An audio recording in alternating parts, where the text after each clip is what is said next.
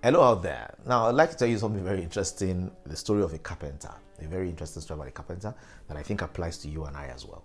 So once upon a time there was this carpenter who had worked for years for this particular establishment.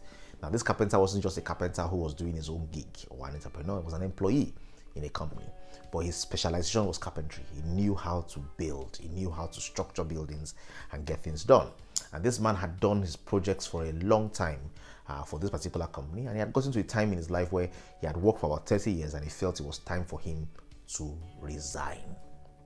And then he decided to go to his boss and tendered his letter of resignation. And his boss felt, no, I don't want to lose you. He received it with mixed feelings, and it's time already. He said, you know what, please, I have a favor to beg you. Before you resign, build us one more house, just one more house.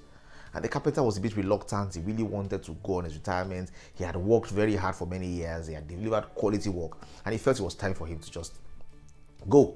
But the boss prevailed on him and said, please, last project, just one more house before you go.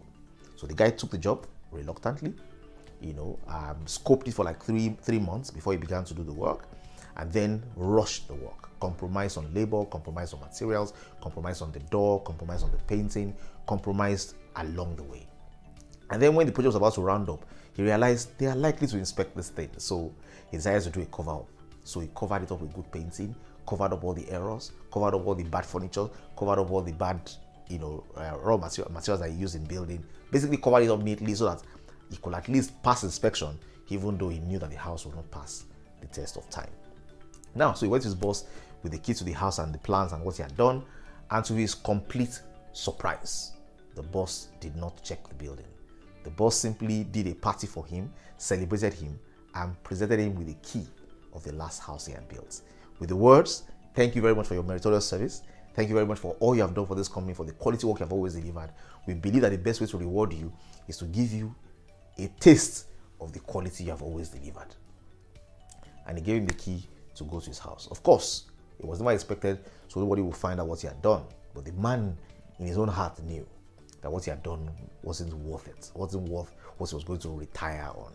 And I want to say to anybody out there that every day, with every engagement you're having with people, with every work you are doing, with everything you are doing, you are building your own house. You're not doing it for others.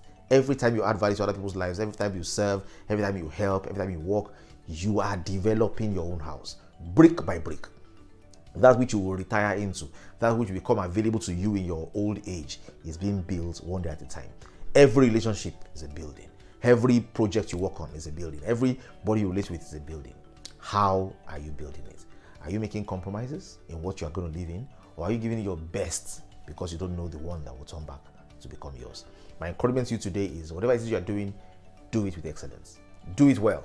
Do it as if you are doing it for somebody who is a judge, who sees your heart and sees your intentions. And do it ultimately as if you are doing it for yourself. It pays.